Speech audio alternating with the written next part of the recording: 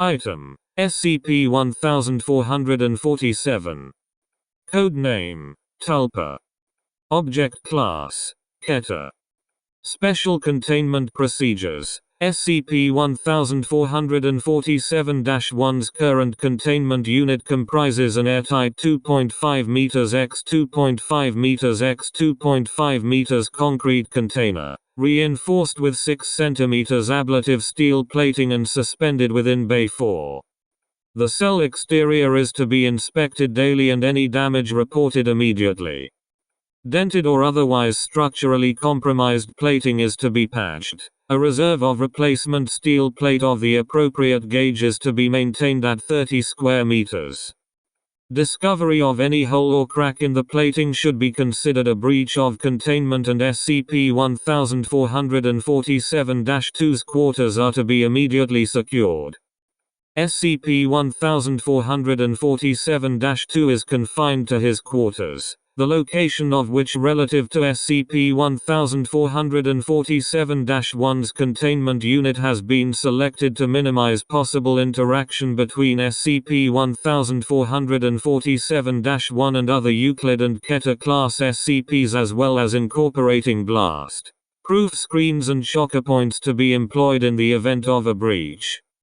Reasonable requests from SCP-1447-2 may be granted with the exception of any item which could facilitate external communication. SCP-1447-2 may be consulted by maintenance staff on issues relevant to his primary area of expertise. However, following containment breach 1447-1401, SCP-1447-2 is no longer granted freedom of the facility. SCP-1447-2 is to spend at least 4 hours a day meditating on the following topics. SCP-1447-1 is getting weaker. SCP-1447-1 is dying. SCP-1447-1 is unable to maintain physical form. Any qualified practitioners of Tibetan Buddhism on site are instructed to participate in these sessions. Topics which could imply a containment breach, such as SCP-1447-1 is going away. SCP-1447-1 is being reabsorbed into my mind or similar, are not to be employed. Failure by SCP-1447-2 to comply with this procedure is punishable by removal of requested items and privileges. Description: although current containment measures and the speeds at which SCP-1447-1 typically move make close observation impossible, initial recovery and SCP-1447-1's numerous breach attempts have substantiated eyewitness reports of its appearance. SCP-1447-1 is a quasi-physical humanoid entity resembling an Asian male in traditional Tibetan Buddhist monastic garb. Its face is visually distorted and indistinct, even when viewed on high-speed footage. SCP-1447-1 typically remains in constant motion, frequently in excess of 200 km per hour, for approximately 20 hours a day, which time is chiefly spent attacking the interior of its cell. Reinforcing SCP-1447-1's containment unit with hardened steel plating has been successful in reducing the incidence of breaches, but has not proven totally immune to SCP-1447-1's efforts. SCP-1447-1 is very capable of exploiting small breaches in its containment unit and is able to insert itself through apertures as small as 200 meters in diameter. SCP-1447-1 is largely resistant to standard-issue sidearms. Higher caliber munitions appear to temporarily disrupt SCP-1447-1's physical form, causing it distress, and have been effective at forcing it back into containment. High explosives have proven effective at completely dissipating SCP-1447-1. However, when attacked in this manner, SCP-1447-1 has shown the capacity to rematerialize anywhere in the immediate vicinity, ignoring any intervening barriers.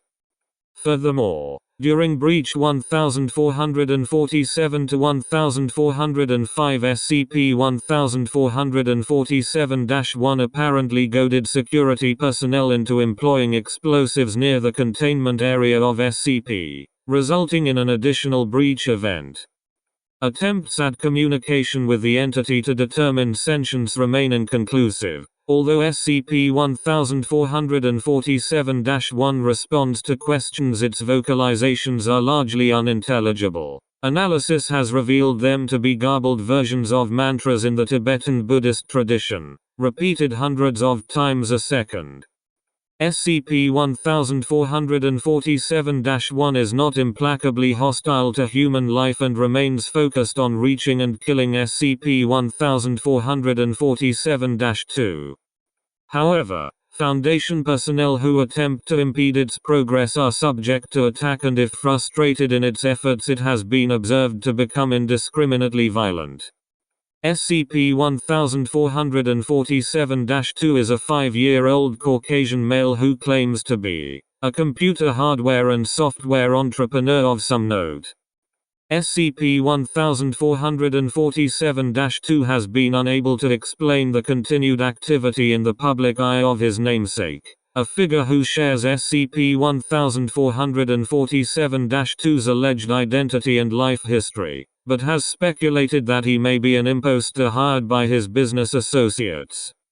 His counterpart is to be kept under surveillance by Foundation personnel, as another possibility is that either SCP-1447-2 or his counterpart is an entity similar to SCP-1447-1. Recovery Log 1447. SCP-1447-2 claims that a Lamazari allegedly located in Qinghai Province, China, provided him with the location of Site-73 and arrived there on seeking sanctuary from what he described as a tulpa. See Interview 1447-1421. 2 days later, Site-73 came under repeated attack by SCP-1447-1, resulting in the deaths of 2 agents. SCP-1447-2 was evacuated via plane and the attacks immediately ceased.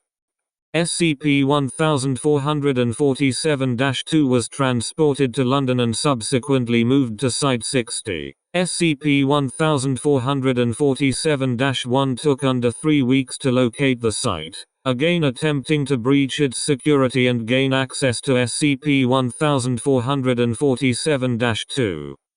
On-site personnel were ultimately able to funnel the entity into an early version of its current containment unit at significant cost in terms of expended human and material resources.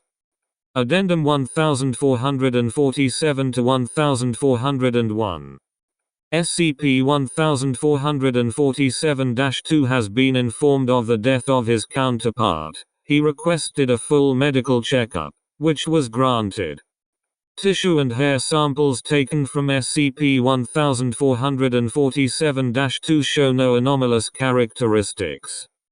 SCP-1447-2 remains convinced that he will be successful in the destruction of SCP-1447-1 through the application of methods of concentration and meditative practice. Successive breaches have indicated no change in the capabilities of SCP-1447-1 to date. However, it is noteworthy that the entity's activity within its containment unit is severely curtailed during periods in which SCP-1447-2 engages in focused meditation on the abolition of the tulpa. Thermal imaging reveals that SCP-1447-1 is almost completely still during these periods, adopting the Vajra meditation position. Foundation consultants versed in the Tibetan Buddhist faith have posited that SCP-1447-1 may be sufficiently sentient to be able to meditate on its own existence, thus reasserting itself. Addendum 1447 to 1402.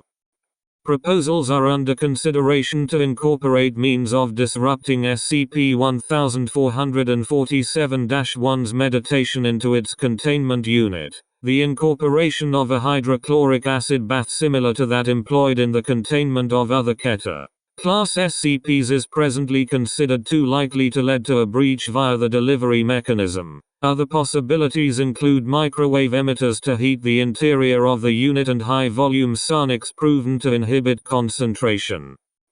Current theories indicate that the death of SCP-1447-2, at the hands of SCP-1447-1 or otherwise, is unlikely to result in the destruction of the Tulpa given its current level of autonomy. Controlled infliction of pain on SCP-1447. 2 shows no corresponding change in behavior on the part of SCP-1447-1. However, SCP-1447-1 is currently containable largely by virtue of the fact that it consistently seeks out and attempts to kill SCP-1447-2. Freed from this compulsion, the entity would become completely unpredictable. For the foreseeable future, containment efforts must focus on further reducing the incidence of breach attempts and minimizing the exposure of other Foundation assets to SCP-1447-1. Access Interview 1447 to 1421. Interviewer: Dr. Rolfus. Interview subject: SCP-1447-2. Date: the 20th of September 2019. Dr. How are you feeling today? SCP-1447-2.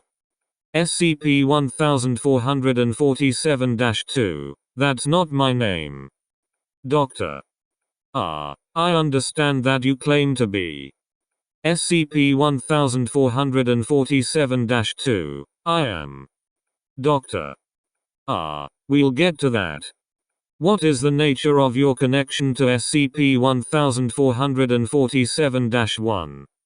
SCP-1447-2. That's what you call the Tulpa, isn't it?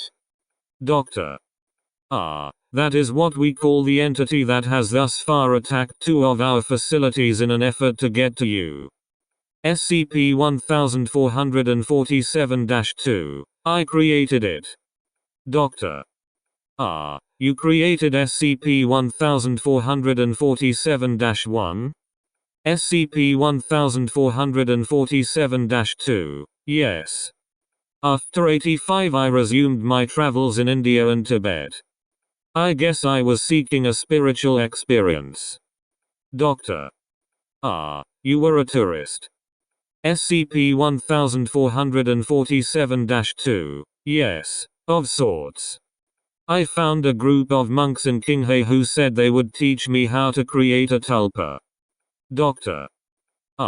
What did you hope to accomplish? SCP-1447-2. Well, a tulpa is supposed to be a thought form, made visible and tangible to others through intense meditation. Dr. Answer the question. SCP-1447-2. I thought I had. I guess I didn't have any ulterior motives. To manifest my thoughts, to impose my will on reality, isn't that enough? Dr. You couldn't control this tulpa? SCP-1447-2. At first I could. I wanted to manifest the Buddha. You probably know him as the Fat Buddha, but he wasn't a Buddha, he was a folkloric deity. The monks told me to choose something else, but I became fixated on it. Doctor. If you don't mind me saying so, Footage we have of SCP-1447-1 does not resemble the Fat Buddha. SCP-1447-2, no. Over time he changed. He became thinner, meaner looking. Doctor. Its behavior changed. SCP-1447-2, yes. I imagined him as jolly, a prankster. It would play practical jokes on me and the other monks, but over time they grew more and more spiteful. Doctor. What happened? SCP-1447-2, it began to do things like putting pots of scalding hot water over doors. He hid snakes in our sandals. Harmless first, then poisonous. Doctor. I wasn't aware there were venomous snakes in Tibet. SCP-1447-2, there's one. The Fez viper. But you're right, their habitat is hundreds of miles south of the monastery. I didn't understand how he had got it. Doctor. And now you do. SCP-1447-2, his speed. Yes. One day I realized I couldn't visualize his face anymore. Doctor. That was a turning point. SCP-1447-2, yes. He became murderous. The monks caught him trying to cut my throat during the night. Doctor. They were able to see the Tulpa by this stage? SCP-1447-2, yes. They were afraid the Tulpa would kill them too. They told me about. Note. Operational codename for Site-73 used exclusively by recovery agents. Doctor. You are aware that it is quite impossible for them to have knowledge of that facility. SCP-1447-2, so you tell me. Doctor.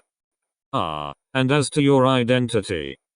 SCP-1447-2, I've told you as clearly as I can. Ask your damn IT department. Doctor. How do you account for these? Note, Doctor. Rolfus shows SCP-1447-2 a number of recent press cuttings concerning his namesake. SCP-1447-2, I cannot. Doctor. There is in fact no evidence that left the United States during the period we are discussing. In fact, I have copious evidence that during the time you claim to have been in Tibet he founded another company. SCP-1447-2, maybe hired someone to impersonate me. It says I'm back at. There's your motive. Doctor. Rest assured we'll be keeping both and under close observation. SCP-1447-2, no, that's not good enough. I want my life back. You don't have the right to detain me here. Doctor. Mister. You are here because you are currently the target of an apparently supernatural being that has thus far cost this organization an extraordinary amount of money and dozens of lives to contain. We have every right. Tell me, what happens if SCP-1447-1 kills you? SCP-1447-2, I don't have to listen to this. Doctor. Will SCP-1447-1 cease to exist if you die? Answer the question. SCP-1447-2, I refuse to answer. Note, interview terminated by Dr. Rolfus.